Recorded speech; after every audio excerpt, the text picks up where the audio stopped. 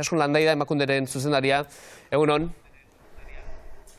Egunon bai. Esaten ari ginen datu oso gorriak eman ditugu orain, eman berri ditugu. Lau eraildako emakumez gogoratu gara, 52 estatuan, eta gaur gainera azken alako batean azkena. Berdintasun ezaren adierazpiderik nagusiena, zalantzarik ez dela ere, emakumeen kontrako biolentzia da. Hori da, kontuan hartu behar dugu egiturazko arazo baten aurrean gaudela, dimentsio askotakoa eta erroan berdintasun eza dagoela, eta hori da zuzendu behar duguna, emakumeen kontrako indarkeriarik gabeko gizarte bat lortu nahi badugun, ez da. Eta horrezegatik hain zaila da nahi ditugun eraldaketak sortzea, ematea, gauza hauek, balioak, aldatzea guztiz zaila dalako, baina nik balioan jarriko nuke bazkenengo urteetan egon den aldaketa pertzepzioaren aldetik, ez? Gizartea gero eta sensibilizatuagoa dago eta hori oso garrantzitsua eta beharrezkoa da.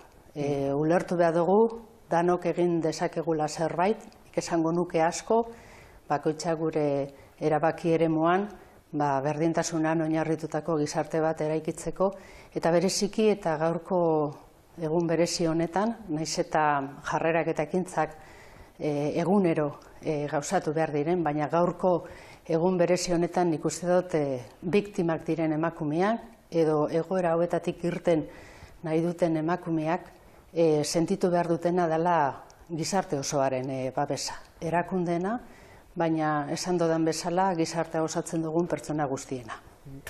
Baina ez da egoera etxigarria, ez? Gaur bezalako egun batean, eta aipatu berri dugu, ez? Kasu honetan Espainiar Estatuan Santa Cruz de Tenerifen, gaur 52. eraildako emakumea, bere bikotekide horiak eraildu. Denok egin genezake gure aldi zerbait, baina datuetara etorrita aurrera biderik ez da batera ikusten. Ikusten dana da, datuek adierazten dutena da arazo larri baten aurrean gaudela, egiturazko arazo baten aurrean. Egia da baita ere emakumeen kontrako indarkeria eta horrelako egoeratan dela berdintasun ezaren eusagarririk latzena eta gogorrena, baina esan dodan bezala egia da baita ere gero eta errazago identifikatzen dugula non dagoen berdintasun eza, non dauden emakumeen kontrako erro horiek, iturri horiek, eta horrek ere egiten dauena da emakumeak gero eta lehenago salatzen dituztela bizi dituzten egoera hauek, eta hori da baita ere gure beste helburuetako bat, ez? Noski egoera hauek prebenitu behar ditugu, horretarako lan egiten dugu egunero, baina zoritzarrez edo tamalez horrelakoak ematen badiran lortu behar duguna da, eurek gure aldetik babesa, laguntza sentitzea eta esan dodan bezala kasuak profesionalen esku iminteko babesa ikustea, ez da. Esan berri duzu, gero eta errazagoa dela guztiontzat berdintasunik ezeko egoerak identifikatzen, baina Euskal Telebistak asteburu honetan bertan egin du erreportaje bat eta eskola batera joan, eta 16 bat urteko gazteekin egonda Estibaliz Ruizazua gure lankidea. Eta bertan azaleratzen zena da, jarrera desegoki bai badakitela zeintzu diren, baina zenbait jarrera desegoki ez dituztela oso ondo identifikatzen. Hor zelan dago egiteko? Argi ikusten dena da, gazteekin lan egiten danean, horrelako egoerak identifikatzen dituztela, eta euren inguruetan eraldaketarako eragile bihurtzeko ere gai direla eta prest daudela. Tresnak behar dituzte. Gainera, gaur egun, minuturo dauz, segunduro dauz informazioa jasotzen, eta askotan, ezin dugu esan berdintasunaren aldekoa dela, ez?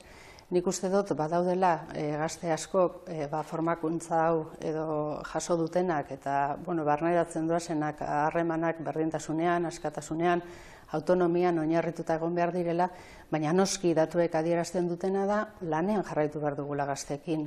Gazteak izateagatik ez daukate berdintasuna barneratuta.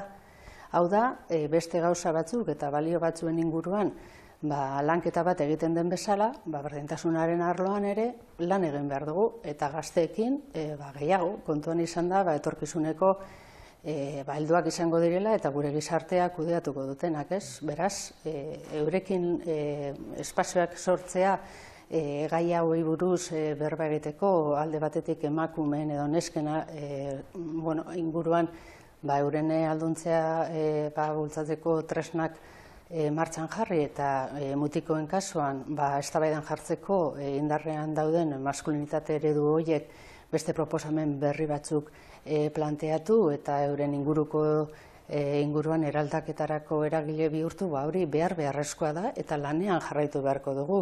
Esan dudan bezala, gazteak ez dira estralortarrak, azken finean bizi garen gizartearen isla dira, ez?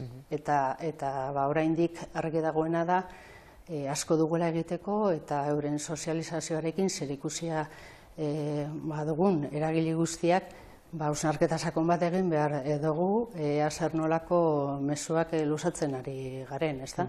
Prebentzio eta heziketa, beraz gazteentzat, hori etxean, eskolan zein kalean, beharrezko da. Baina hemen mailan atera da beste bat, eta da, zer egin, adin batetik aurrera daudenekin, ez? Demagun 50, 60 urtetik gorako personekin. Agian, iradoki dugu mailan, ezkutuan dauden kasu asko daudela, ez? Eta kasu horiekin zer egin, hori nola kudeatu? Bai, profesional guztiak esaten dute ezkutuan daudela hainbat kasu, ezagutzen duguna dela errealitatearen zati bat, eta horrezagatik lehen aipatzen eban, gure helburua dela egoera hauek ekiditzea noski, baina era berean egoera honetan dauden emakumei ere gure babesa eta gure zerbitzuak euren esku jarri behar dituguz pausua emateko eta ezkutuan dauden egoera horiek salatzeko, ez? Egia da eta gainera kontuan hartu behar dugu, ez? Orain, ez dakit, 15 urte, orain dela 15 urte, kasu hauek esparru pribatuan kudeatzen ziren. Ematen du, igual, ez dakit, aldaketa hau orain dela gutxi eman da, espazio pribatuan kudeatzen zen zerbait, espazio publikoan pisu handia eta ardura handia duen gai bat bihurtzera pasatu da, ez? Lehen mailako ardura bat izatera pasatu da, eta hori ez da bere sortutako zerbait, baizik eta atzetik izugarrizko lana egon dalako, eta nik uste dut hor dagoela ere gakoetako bat, ez da. Uste dut beharrezkoa dela gizarte guztia lanean jarraitzea, bide honetatik oraindik bide bat egin da, baina tolerantzia 0 puntu horretara heltzeko bidea geratzen jaku egiteko, eta uste dut hori kontziente izan behar garela, ez, horretaz.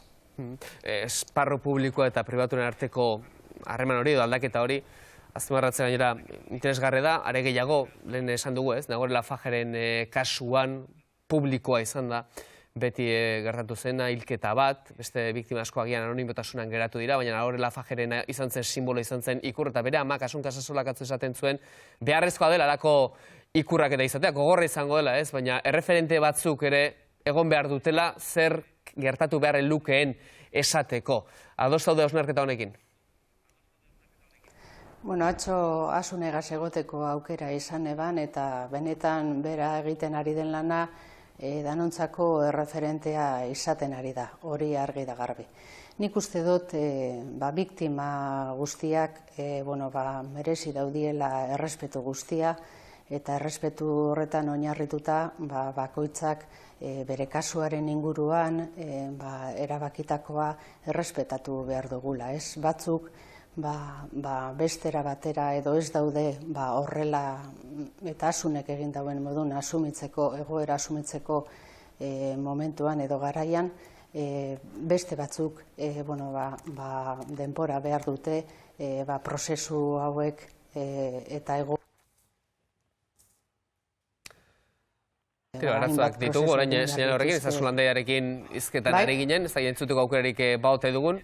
Landaia Andrea, berriz ere kontu hartuz, esaten ari zinen atzo bertan egon zirela Asuns Casasolarekin eta azpimarratzen ari zinen berak egindako lana bere alabaren hilketaren inguruan. Bai, esaten eban bere lana erreferentea izaten ari dela, baina era berean uste dut errespetatu behar ditugula biktima guztiak eta euren ingurukoek hartutako erabakiak ez, bakoitzak prozesu edo denpora behar dute horrelako egoerak kudeatzeko, barneratzeko, inguruekin kudeatzeko eta zentzu horretan kontuan izan da benetan eredugarriak eta benetan ezagutu behar direla horrelako egoerak eta atzetik zer egondan, uste dut bakoitzaren erabakiak ere errespetatu behar direzela eta edozein kasutan ingurukoei merezi diegun errespetua beti egon behar dela presente ez eta oreka bat bilatu behar dela inguru horri, familioiei, errespetu guztia adieraziz horrelako egoeren inguruan gertatutakoak kontatu, batez ere atzetik datozenak edo ingurukek edo gizarteak ikusi dezan berdintasun eza dagoela oinarrian emakumeen kontrako indarkeri kasu guztietan eta horretan danok dugula zer egiterik, ez da? Hortxe beraz, berdintasunaren aldeko mezua alaxea utziko dugu. Iztaskun Landaida, Emakunderen zuzendaria, eskerrik asko beste bat arte.